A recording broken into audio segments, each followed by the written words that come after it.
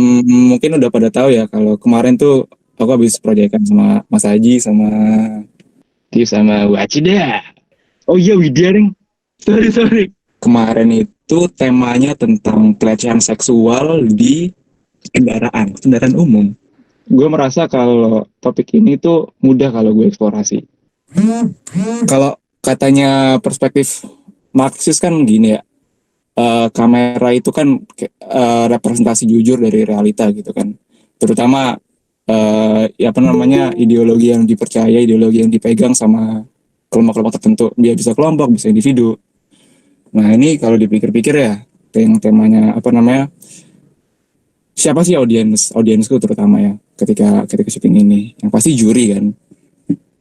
Nah mulai dari situ gue mikir, film itu kan bikin film ya, atau enggak bikin seni sih. Itu kita esensinya kan menjual jiwa sih.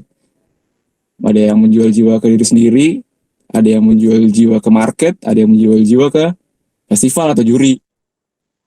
Nah, naratif apa sih yang dipegang sama juri-juri ini? Yang dipegang sama apa ya? Sama campaign mereka gitu, campaign anti pelecehan seksual. Gue pikir-pikir apa nih? Objektifikasi wanita. Nah, objektifikasi wanita itu apa sih gitu kan? Objektifikasi wanita itu adalah ketika kita mereduksi wanita sampai menjadi apa ya? Object of desire, sampai jadi barang doang. Objektifikasi ya namanya. Nah, dari situ gue kepikiran loh, gimana kalau kita itu beneran menganggap wanita itu objek gitu. Kita mensignifikan di film yang gue bikin ini, kita pakai objek untuk menjadi stand-in pemeran wanita. Pikiran, benda apa sih yang dia itu bisa merepresentasikan kualitas-kualitas yang dimiliki wanita? Sebenarnya bisa apa aja sih bendanya.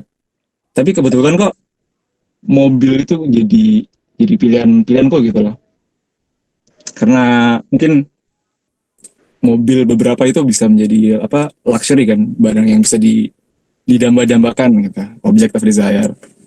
Kebetulan ada mobil Mercedes punya temenku yang kualitasnya itu mirip apa ya, mirip wanita gitu loh, kayak seolah-olah gimana kalau Scarlett Johansson tuh jadi mobil.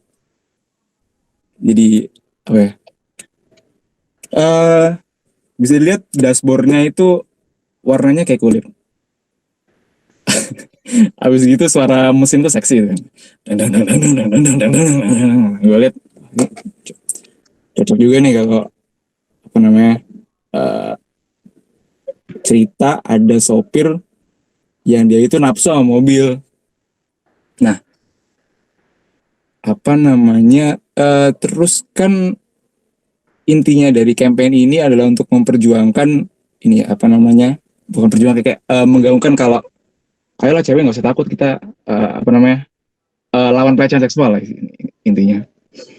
Jadi gue pikir gimana kalau ketika si cowok ini udah bisa ngegrepe-grepe itu mobil, si mobil ini tuh bisa melawan gitu loh. Si mobil ini tuh bisa muntahin cowoknya, secara harfiah dimuntahin, please keluar.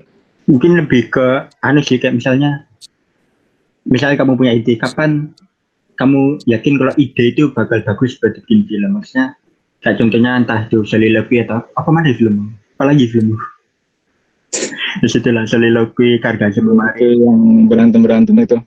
Iya. Apa yang bikin kamu yakin kalau ide itu bakal berhasil buat bikin film dan akhirnya kamu syutingin, kamu lakuin? Yang pasti ya, aku ini orangnya praktis sih. Aku lihat apakah aku secara finansial mampu gitu loh menggarap film itu. Yang pertama aku lihat, oke, apakah lokasinya ada? Oke, apakah kita punya akses ke tempatnya? Oke, apakah kita punya aktor yang sesuai sama cerita yang pengen aku buat? Itu satu. Yang kedua, gimana caranya aku pede kalau cerita ini bakal bisa menjadi cerita yang bagus? Nggak tahu, Pal. Nggak tahu, selama ini ya aku cuman buat film yang aku percaya kalau hal ini tuh butuh disampaikan gitu loh. Kalau nggak dibuat, ya gue bisa gila gitu. Aku berpegang sama itu selama ini sih. Sebenarnya ya kalau ditanya apakah film ini bisa sukses, apakah film ini bisa bagus gitu loh. Ya gue nggak tahu, gue bukan Senayang cuy, gue bukan Tuhan men, gue nggak ada malaikat yang bisa bisikin gue cuy, sorry mohon maaf. Ya gitu sih. Oke, what makes a good film director ya? Apa yang mengkonstitusikan sebuah saudara itu menjadi sutradara film yang bagus? Yang pertama, kamu harus punya uh, library itu apa? Perpustakaan film yang bagus di sini men. Kita ambil contoh ya, Martin Scorsese. Martin Scorsese itu dia ngaku ya, kalau dari kecil tuh kerjanya apaan sih? Cuman ke gereja sama nonton film doang. eh Quentin Tarantino. Quentin Tarantino itu dia sempat kerja di eh, rental DVD apa toko DVD film gitu ya, toko DVD kalau nggak salah. Dan dia itu punya jurnal yang isinya itu review-review film. Nah, satu sebagai saudara yang bagus, kamu harus punya eh, perpustakaan repositori film yang bagus di otakmu. Karena kenapa ya? Karena em, aku saranin kalian itu mereferensikan karya-karya profesional. Kenapa karya profesional ya? Karena ya untuk menghasilkan yang profesional, gimana caranya kalau kamu bisa melakukan itu kalau kamu sendiri nggak pernah membreakdown, kalau kamu sendiri nggak pernah melihat karya-karya profesional. Dan menurutku ya, em, ini opini yang agak strong sih. Menurutku ya, obsesi kita untuk mengejar originalitas itu tuh menghambat pertumbuhan kita sebagai filmmaker gitu loh. Karena dengan kita mengeksplorasi apa ya, ide-ide yang apa ya, yang berasal dari kita sendiri, kita itu akan bertumbuhnya itu lebih lama ketimbang kita study, ketimbang kita mereferensikan, ketika kita meniru gaya-gaya orang profesional, ketika kita meniru Joko Anwar misalnya, ketika kita meniru Martin Scorsese, ketika kita meniru Ari Aster. Jadi apa namanya, tips ya, ketika kamu memesan, kamu nonton film, yang hal yang pertama kamu harus lakukan adalah kamu lihat ketika si sutradara ini itu ingin mengkomunikasikan sesuatu, kamu harus tahu bagaimana cara dia mengkomunikasikannya, bagaimana dia memblok scene-nya, uh, bagaimana dia membicara apa, mengekspresikan ide dalam kamera. Itu sih kalau menurutku. Satu ya, kamu punya library film yang bagus. Kedua, soal apa ya, leadership sama efektivitas komunikasi. Tadi udah sedikit kita bahas ya, kalau sutradara itu paling nggak harus menguasai dialek-dialek, istilah-istilah vocabulary yang dipakai sama kru-krunya. Supaya apa? Supaya kita tuh bisa lebih efektif, bisa pesan kita tuh tersampaikan tanpa direduksi gitu loh. Pesan kita tuh sampai full. Kamu ngomong A B C D E, yang ditangkap sama kuping mereka juga A B C D E. Karena channel yang kalian gunakan, bahasa yang kalian gunakan itu sama. Jadi nggak ada makna yang hilang ketika kamu mengkomunikasikan ide kalian. Itu. Yang ketiga dan terakhir sih menurutku ya, itu adalah untuk terbuka sama ide-ide sih. Aku paham sih ya, kalau sutradara itu kita bukan dimakan ya, kita tuh dibebani sama naratif bahwa oh, kita itu sutradara itu adalah kapten dari produksi, kita itu adalah ya kita pokoknya bertanggung jawab lah kalau film itu jelek, kita duluan yang dibakar gitu, yang di roasting tuh kita duluan.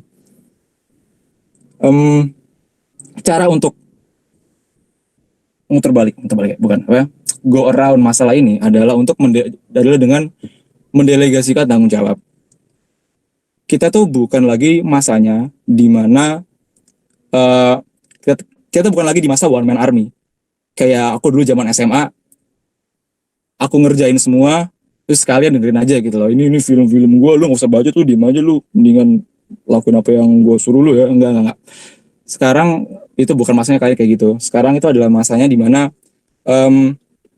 kalian mempercayai kru-kru kalian gitu loh. Karena menurutku ya, nggak ada orang yang tahu semua. Tapi semua orang itu pasti tahu sesuatu gitu loh.